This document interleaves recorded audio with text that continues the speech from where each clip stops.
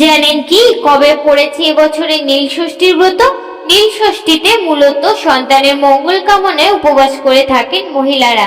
তবে শুধু বিবাহিত মহিলাই নয়, অনেক অবিবাহিত মহিলা এবং অনেক পুরুষও এই ব্রত পালন করেন নিষ্ঠা করে।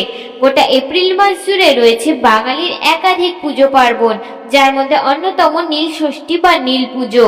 এদিন মহিলারা মূলত সন্তানের মঙ্গল কামনায় ব্রত পালন করেন। মহাদেবের মন্দিরগুলোতেও ভিড় জমান ভক্তরা। নীল ষষ্ঠীর দিনক্ষণ সাধারণত চৈত্র সংক্রান্তির আগে অর্থাৎ চড়ক উৎসবের আগের দিন নীল পুজো পালিত হয়। এবছরের 13 এপ্রিল অর্থাৎ 30শে চৈত্র পড়েছে নীল পুজোর তারিখ। চলুন জেনে নেওয়া যাক নীল পুজোর ব্রত পালনের জন্য কি কি উপকরণ দরকার। গঙ্গা মাটি বা শুদ্ধ মাটি, বেলপাতা, গঙ্গা জল, দুধ, দই, ঘি, মধু, কলা, বেল ও বেলের কাটা ও মহাদেবের পছন্দ যে কোনো একটি ফুল।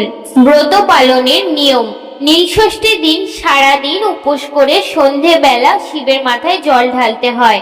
এরপর শিবের মাথায় বেলপাতা, ফুল ও একটি ফল ছুঁয়ে রাখতে হয়। এরপর অপরাজিতার মালা পরিয়ে সন্তানের নামে একটি মোমবাতি জ্বালিয়ে প্রার্থনা করতে হয়।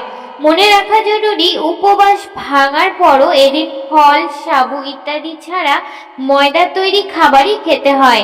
এমনকি সন্দক লবণ দিয়ে খাবার খেতে হয়। মনে করা হয় ব্রতের দিন উপোস করে নিষ্ঠা করে কিছু নিয়ম মানলে ভক্তের মনোবাঞ্ছা পূরণ করেন দেবাদিদেব। নীল ষষ্ঠীতে মূলত সন্তানের কামনায় উপবাস করে থাকেন মহিলারা। শুধু বিবাহিত মহিলা নয়, অবিবাহিত মহিলা এবং অনেক পুরুষও এই ব্রত পালন করেন। তারকেশ্বর থেকে শুরু করে পশ্চিমবাংলার একাধিক স্থানে কাঁধে বাঁক নিয়ে শিবের মাথায় জল ঢালতে হাজির হন শিব ভক্তরা।